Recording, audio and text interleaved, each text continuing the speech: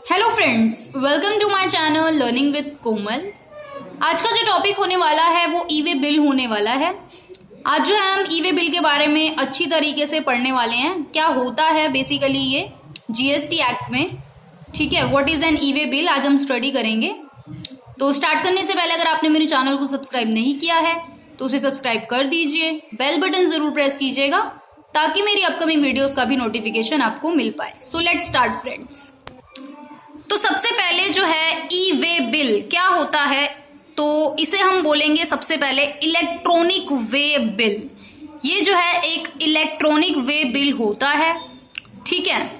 तो अब उसके बाद जो है क्या क्या क्वेश्चंस अराइज होंगे हमारे माइंड में ई वे बिल के लिए।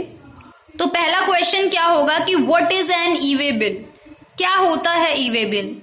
Second, who required to generate e way bill, किसको जरूरत होती है ई वे बिल जनरेट करने की, ठीक है। Format of E way bill, क्या फॉर्मेट है ई वे बिल का, वैलिडिटी कितनी है, ई वे बिल पोर्टल क्या है। आज जो है हम इन पांचों क्वेश्चंस का जो है आंसर करने वाले हैं, ठीक है। तो सबसे पहले जो है what is an e way bill.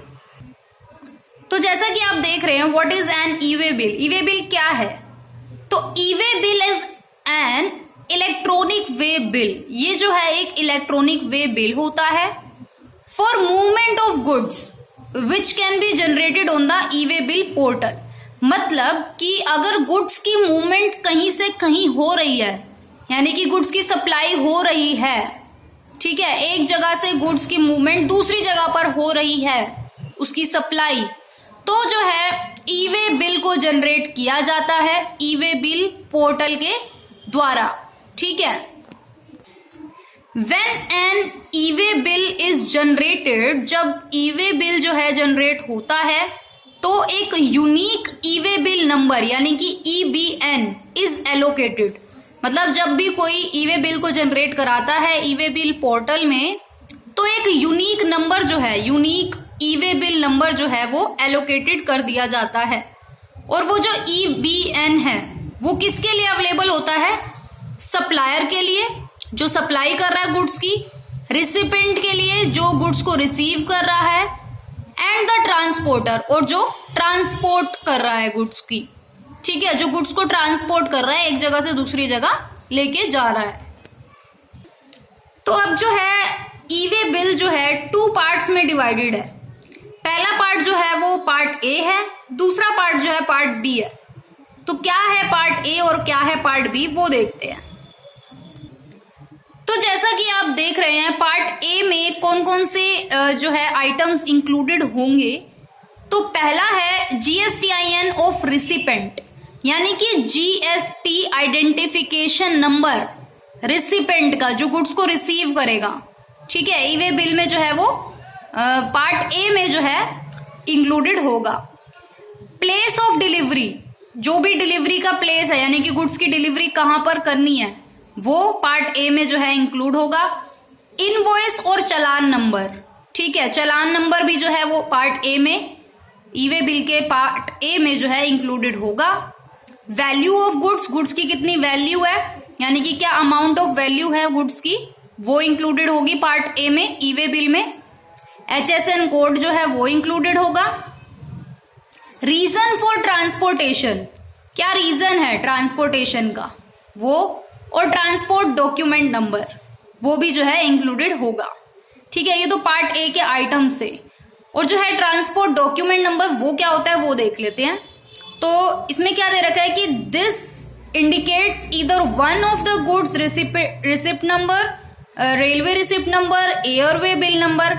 अब इसका क्या मतलब हुआ कि जो ट्रांसपोर्ट डॉक्यूमेंट नंबर है उसमें या तो जो है गुड्स का रिसिप्ट नंबर वो चल जाएगा, मतलब इसमें जो है हम कोई भी इनमें से एक चीज को इंक्लूड कर सकते हैं, ठीक है। चाहे वो हम गुड्स का रिसिप्ट नंबर लें, चाहे वो रेलवे रिसिप्ट नंबर लें, ठीक है, चाहे वो एयरवे बिल नंबर लें, ठीक है, वो जो है हम ट्रांसपोर्ट डॉक्यूमेंट नंबर में के आगे जो है फिल करेंगे, ठीक है। अब जरा बात कर लेते हैं पार्ट बी की। तो पार्ट बी में जो है वो क्या इंक्लूडेड होगा, ट्रांसपोर्टेशन डिटेल इंक्लूडेड की जाएगी, व्हीकल नंबर एक्सेट्रा, यानी कि जो भी ट्रांसपोर्टेशन डिटेल्स है, जो भी गुड्स को हम ट्रांसपोर्ट कर रहे हैं उनकी डिटेल जो है वो पार्ट बी में ई वे बिल के उसमें लिखी जाएगी। ठीक है, अब जरा बात कर लेते हैं who required to generate e way bill, मतलब किसको रिक्वायरमेंट होती है ई वे बिल को जनरेट कराने की। तो सबसे पहले जो है एवरी रजिस्टर्ड पर्सन, यानी कि जो भी पर्सन जीएसटी में रजिस्टर्ड है उन सभी पर्सन्स को जो है ई वे बिल जनरेट करना होता है।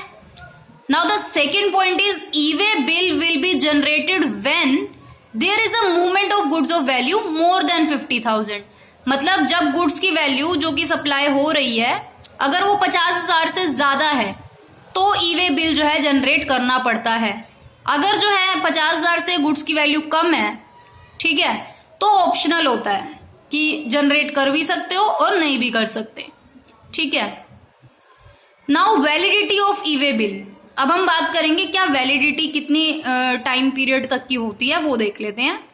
तो सबसे पहले यहाँ पे दे रखा है हमें डिस्टेंस और validity of E way bill. ठीक है, तो डिस्टेंस अगर 100 किलोमीटर से कम का डिस्टेंस है, यानी कि गुड्स को जब हम सप्लाई कर रहे हैं उसकी जो डिस्टेंस है, उसकी जो दूरी है वो 100 किलोमीटर से कम है, तो एक दिन की वैलिडिटी मानी जाती है ई वे बिल की।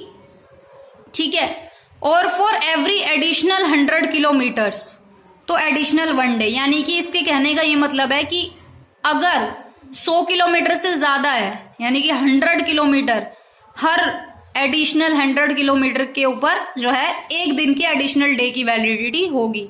यानी कि 100 से अगर 200 है तो 2 दिन की हो गई, 300 है तो 3 दिन की हो गई। ठीक है, वैलिडिटी ई वे बिल की। अब जरा बात कर लेते हैं ई वे बिल पोर्टल की। ठीक है, जिसमें ई वे बिल जनरेट किया जाता है, तो ये है उसका पोर्टल जिसमें क्या लिखा हुआ है कि http://eWaybill.nic.in। यहाँ पे जो इस पोर्टल में जो है जाकर हम ई वे बिल को जनरेट कर सकते हैं।